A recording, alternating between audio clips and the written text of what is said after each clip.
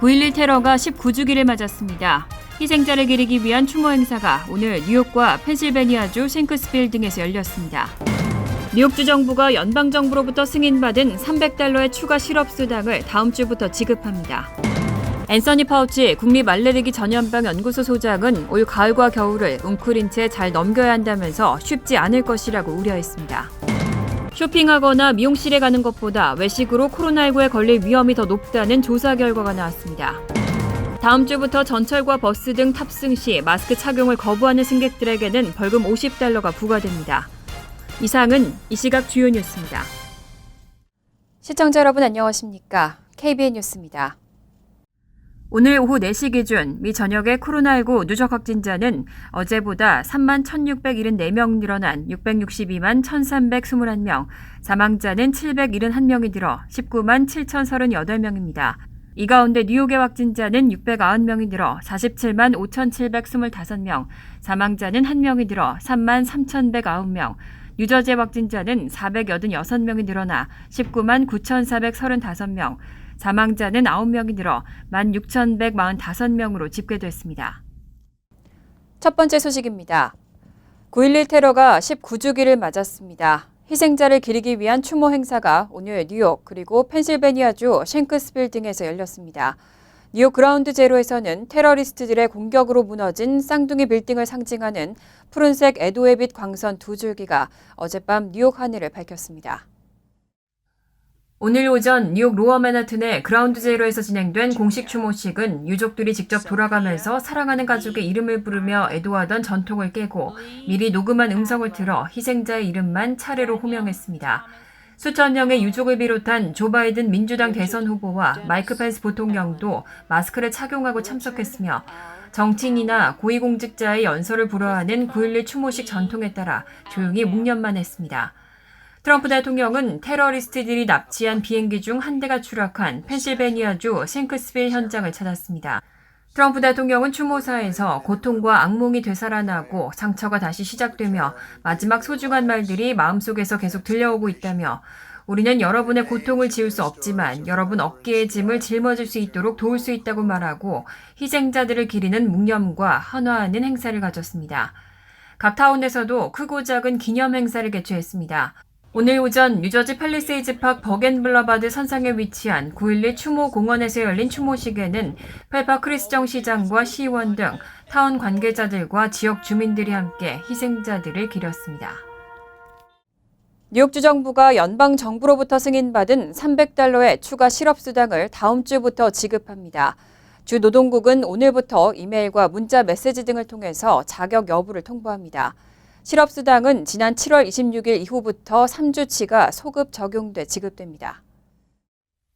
뉴욕주 노동국은 10일 연방재난관리청이 지난달 승인한 손실된 임금 지원을 통해 주당 $300 추가 실업수당을 다음 주부터 지급할 방침이라고 밝혔습니다.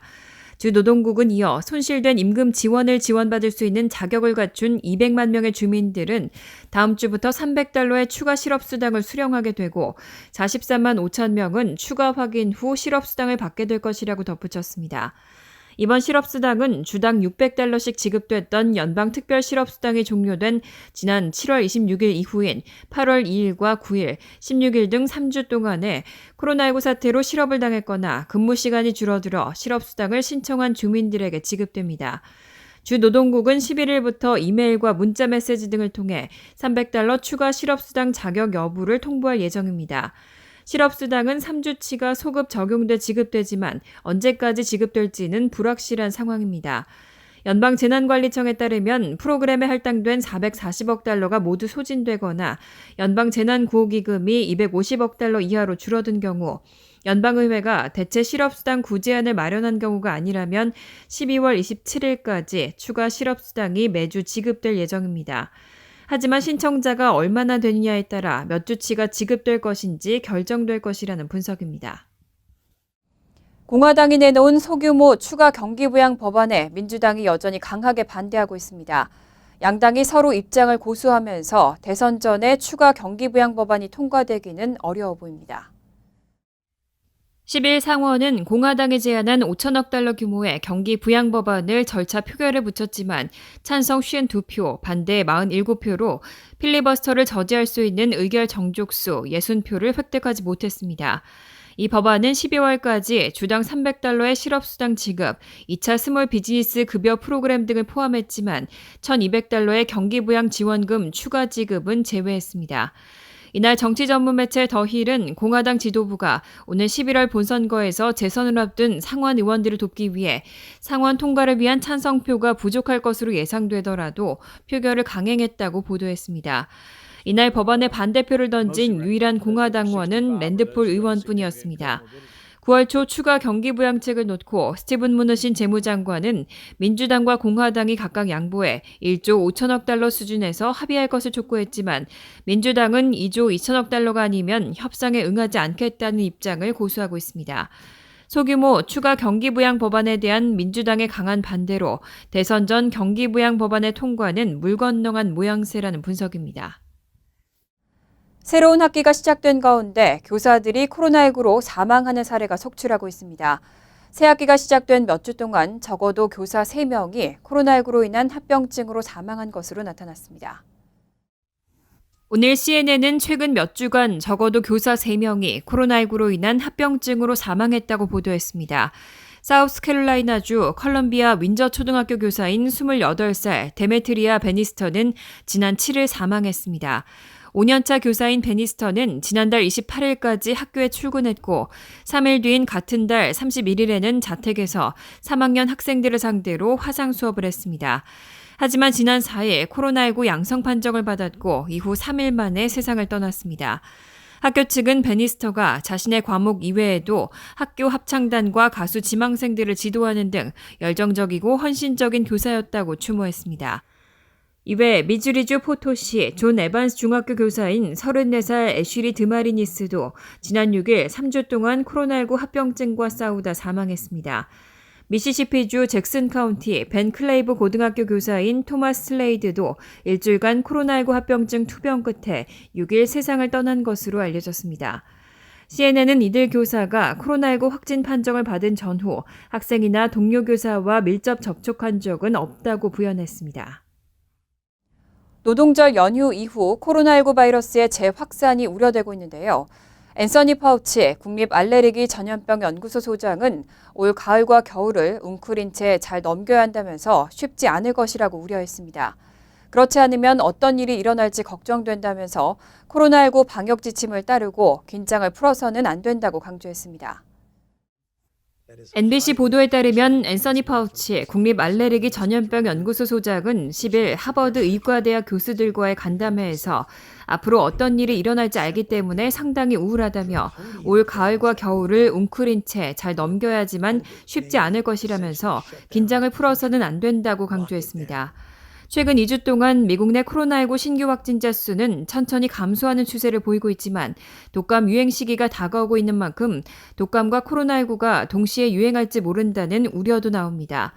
파우치 소장은 또 한 지역에서 코로나19를 통제하면 또 다른 핫스팟이 등장하고 사회적 거리 두기를 해제하면 다시 확진자 수가 급증하는 현실을 지적하며 노동절 연휴 이후에 코로나19가 재유행할 가능성을 우려했습니다.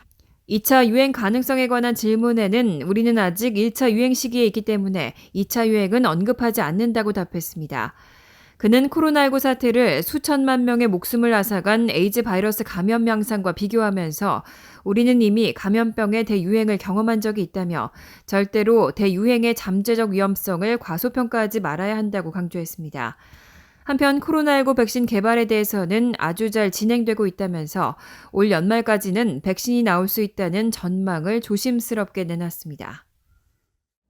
쇼핑하거나 미용실에 가는 것보다 외식으로 코로나19에 걸릴 위험이 더 높다는 조사 결과가 나왔습니다.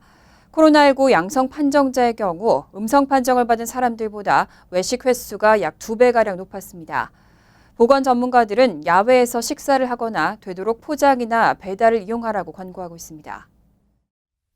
질병통제예방센터는 코로나19 유증상자 314명을 대상으로 설문조사를 진행한 결과 양성 판정을 받은 사람들의 외식 횟수가 음성 판정을 받은 사람들보다 약 2배 더 많았다고 밝혔습니다. MBC 방송은 또 감염 경로를 알 수 없는 감염자의 경우 지난 2주간 술집이나 커피 전문점을 상대적으로 더욱 빈번하게 방문한 것으로 확인됐다고 CDC 조사를 인용해 보도했습니다. 이번 설문조사 대상자는 다양한 지역에 거주하는 시민으로 선정됐고 양성 판정을 받은 그룹과 음성 판정을 받은 대조군으로 절반씩 분류됐습니다. 외식 횟수 외에는 두 그룹 모두 교회나 상점, 체육시설을 방문하는 등 비슷한 활동 양상을 보였습니다. 이번 보고서를 공동 집필한 토드 라이스 벤더빌트 의과대학 부교수는 식당에서 음식을 섭취할 때는 마스크를 쓸 수 없기 때문에 감염 위험성이 더 높은 것은 타당한 결론이라고 설명했습니다. 그는 자신도 식당을 찾아 밥을 먹지만 몇 가지 규칙을 지킨다면서 음식이 나오기 전까지는 마스크를 쓰고 옆에 사람이 없는 자리 또는 야외에 마련된 자리에서 밥을 먹는다고 말했습니다. 감염병 전문가들은 실내보다는 환기가 잘 되는 실외에서 외식할 것을 추천하고 있고 CDC는 되도록 포장이나 배달을 이용하라고 권고하고 있습니다. 얼마 전 메트로폴리탄 교통공사의 조사 결과 승객의 93%는 마스크를 착용하는 것으로 나타났습니다. 그런데 15%가량은 마스크를 턱에 걸치는 등 올바르게 착용하지 않았습니다. 다음 주부터 전철과 버스 등 탑승 시 마스크 착용을 거부하는 승객들에게는 벌금 $50가 부과됩니다. 앤드류 쿠오모 뉴욕 주지사는 오늘 14일부터 뉴욕시경과 MTA 경찰이 전철과 버스, 롱아일랜드 레일로드, 메트로놀스 열차 탑승객에게 마스크 착용을 요구했을 시 탑승객이 이를 거부하면 벌금 $50를 부과할 예정이라고 밝혔습니다. 쿠오모 주지사는 또 MTA 측에 승객의 마스크 착용 준수를 강화하고 단속을 집행할 계획을 수립할 것을 촉구했습니다. MTA의 최근 조사에 따르면 승객 중 93%가 마스크를 착용하는 것으로 나타났지만 착용자 가운데 15%는 마스크를 턱에 걸치는 등 제대로 착용하지 않는 모습을 보였다고 전했습니다. 한편 뉴욕주 보건국은 요양원 방문에 대한 제한 규정을 완화했습니다. 9일 보건국은 당초 최소 28일간 코로나19 확진자가 발생하지 않았던 곳에 방문을 허용했던 것을 14일간으로 기간을 축소했습니다. 하루에 전체 입소자의 10% 내에서 면회가 허용되고 대부분의 경우 실외 면회만 가능하지만 특정 상황에서는 요양원 허락하에 실내 면회도 허용됩니다.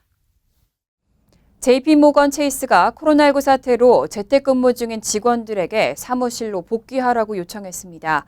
코로나19 팬데믹으로 재택근무를 도입한 많은 기업들이 정상화 시점을 고심하고 있지만 아직까지는 정상적으로 출근하는 회사들은 많지 않은 상황입니다.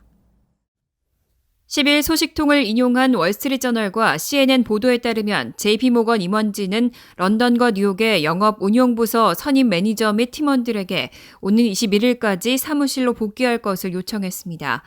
S&T 부문 책임자들은 원격 근무 체제가 팀의 협업 능력을 저해하고 연차가 낮은 직원들에 대한 교육을 방해한다고 우려하고 있는 것으로 전해졌습니다. 다만 육아 문제가 있거나 코로나19 합병증에 취약한 건강 조건에 있는 직원의 경우는 계속 집에서 일할 수 있습니다. 올해 코로나19 사태에서 재택근무를 도입했던 기업들은 정상화 시점을 고심하고 있습니다. 특히 뉴욕 맨하튼의 초고층 건물을 새로 짓고 있는 JP모건은 경쟁사에 비해 직원들의 사무실 복귀에 더 적극적인 모습입니다. 도이체방크는 팬데믹이 끝난 이후에도 S&T 직원들을 주 2일에서 3일 집에서 근무하도록 하는 안을 논의하고 있고 UBS 그룹은 지난 8일 직원들에게 편안하다고 느낄 때 사무실로 돌아오면 된다고 알렸습니다. 트위터는 영원히 집에서 일해도 무방하다고 밝힌 바 있습니다. 반면 아마존은 지난달 뉴욕 및 다른 도시의 사무실을 확장하겠다고 밝혔고 신용카드 회사 아메리칸 익스프레스는 이번 주 뉴욕과 런던에서 사무실을 다시 열었고 1단계로 희망하는 직원 약 10%가 사무실로 출근했습니다. 서부주들은 잇따른 대형 산불로 극심한 피해를 겪고 있습니다. 오리건주에서만 10일 기준 동시에 불타고 있는 산불 건수가 39곳에 이릅니다. 지난 3일 동안 오리건주에서는 90만 에이커, 서울시의 6배가 넘는 면적이 불에 탔습니다. 서부 12개 주에서는 현재 100곳이 넘는 산불이 동시에 불타고 있습니다. 오리건주에서만 10일 기준 동시에 불타고 있는 산불 건수가 39곳에 이르면서 50만 명이 넘는 주민들이 집을 버리고 대피에 나섰습니다. 케이트 브라운 오리건 주지사는 이날 기자회견에서 지난 3일 동안에만 오리건주에서 로드아일랜드주 전체보다 더 넓은 90만 에이커가 불탔다고 밝혔습니다. 이는 서울 넓이의 6배가 넘는 면적으로 브라운 주지사는 사망자 수에 대해서는 밝히지 않은 채 이처럼 통제 불가능한 산불은 처음 본다고 말했습니다. 포틀랜드에서 남쪽으로 48km 떨어진 몰랄라로 산불이 접근함에 따라 약 9,000명의 주민들에게 대피령이 내려졌고 오리건 교정국은 약 1,300명의 여성 재수자들이 수감돼 있는 커피크릭 여성교도소에 대해서도 대피를 명령했습니다. 대규모 산불 2개가 합쳐질 것으로 추정됨에 따라 클래카마스 카운티에는 소방관들에게도 대피하라는 지시가 내려졌습니다. 애슐랜드에서 시작된 화재로 피닉스에서는 600채가 넘는 주택들이 불에 탔습니다. 영국 BBC에 따르면 오리건주와 워싱턴주, 캘리포니아주에서 산불로 적어도 16명이 사망한 것으로 전해진 가운데 뜨겁고 건조한 바람으로 산불은 계속 확대되고 있는 상황입니다.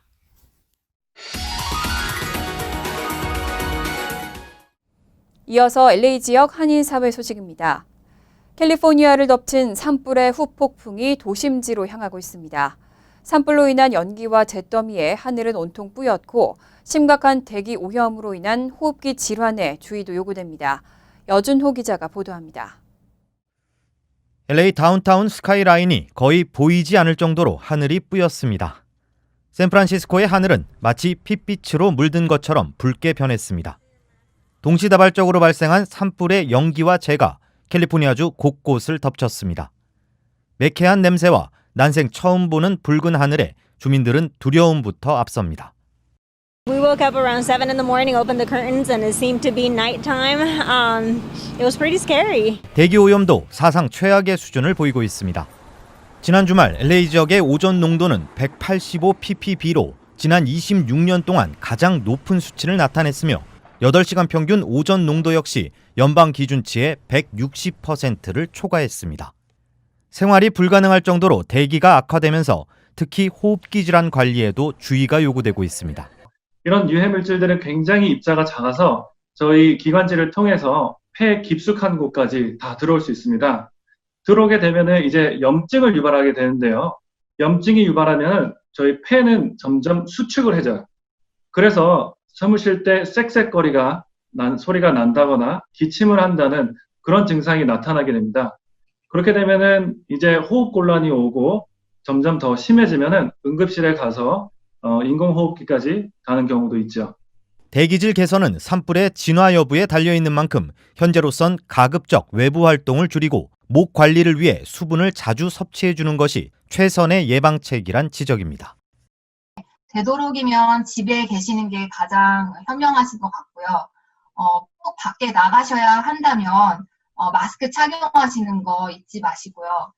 집에 계실 때도 물 자주 드시고요. 많이 드시고요. 그래서 우리가 이제 독감이나 이런 코로나를 예방 조치를 잘 지키고 계셨다면 이 산불에 이제 역시 이제 우리 공기 호흡기와 관련돼 있는 것이기 때문에 도움이 많이 될 거라고 생각합니다. LA 카운티는 대기 오염으로 인해 오염도가 심한 지역 인근의 코로나 검진소 6곳을 내일까지 폐쇄한다고 밝혔습니다. MBC 뉴스 여준호입니다. LA 카운티 내 코로나19 확진자는 지난 1월 26일 처음 공식 보고됐는데요. 그런데 중국 후베이성 우한시에서 코로나19 확진자가 공식 보고되기 몇 주 전인 지난해 말 이미 바이러스가 LA시에 유입됐을 가능성이 제기됐습니다. UCLA와 워싱턴 대학교 연구팀은 UCLA 대학병원과 클리닉 환자 진료 기록을 분석한 결과 LA 내의 코로나19 바이러스가 지난해 말쯤 전파되기 시작한 것으로 추정한다고 밝혔습니다.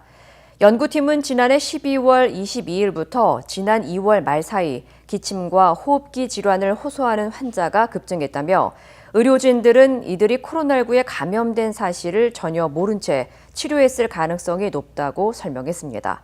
한편 LA 카운티 내 첫 코로나19 확진자는 지난 1월 26일 공식 보고됐으며 코로나19로 인한 첫 사망자는 지난 3월 11일에 발생했습니다. 간추린 소식입니다. 월스트리트저널은 10일 센츄리 21이 뉴욕 파산법원에 파산법 11조에 따른 파산 보호 신청을 했다고 보도했습니다. 센츄리 21은 영업 손실에 대한 보험 계약에도 불구하고 보험회사들이 코로나19 사태로 인한 영업 손실 1억 7,500만 달러의 지급을 거부해 파산 보호 신청을 했다고 밝혔습니다. 앞서 센츄리21은 매년 상당한 액수의 보험료를 내왔다며 보험회사를 상대로 소송도 제기했습니다. 센츄리21은 미국 내 13개 매장을 모두 폐쇄할 예정입니다. 코로나19 팬데믹으로 대입시험이 취소되고 있는 가운데 올해 응시생 규모는 전년도와 비슷한 것으로 나타났습니다. 칼리지 보드가 9일 발표한 통계에 따르면 올해 졸업한 12학년 학생 중 220만 명이 SAT에 응시했다고 발표했습니다. 이들의 SAT 평균 점수는 1051점으로 전년도의 1059점보다 다소 하락한 것으로 나타났습니다. 칼리지 보드 측은 매달 시험이 진행되도록 올해 시험 일정을 조정하고 있다며 보건국 안전 규정에 따라 시험장을 오픈하고 있다고 밝혔습니다. 뉴저지 한인상록회가 오는 30일 오전 11시부터 제19회 효행상 시상식 및 문화축제를 온라인으로 개최합니다. 10일 상록회는 코로나19 사태로 올해 행사는 온라인으로 치르게 됐다며 효행자와 자랑스러운 어머니, 아버지, 사회 봉사자들을 선정해 시상하는 행사에 많은 참여를 당부한다고 밝혔습니다. 효행상 추천 마감은 오는 24일까지입니다. 뉴저지 턴파이크와 가든스테이트 파크웨이 통행료가 13일부터 인상됩니다. 뉴저지주에 따르면 이날부터 턴파이크 통행료는 36%, 파크웨이는 27% 인상됩니다.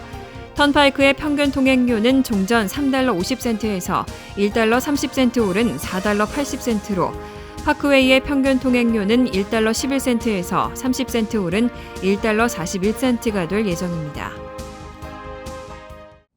환율과 증권 소식입니다.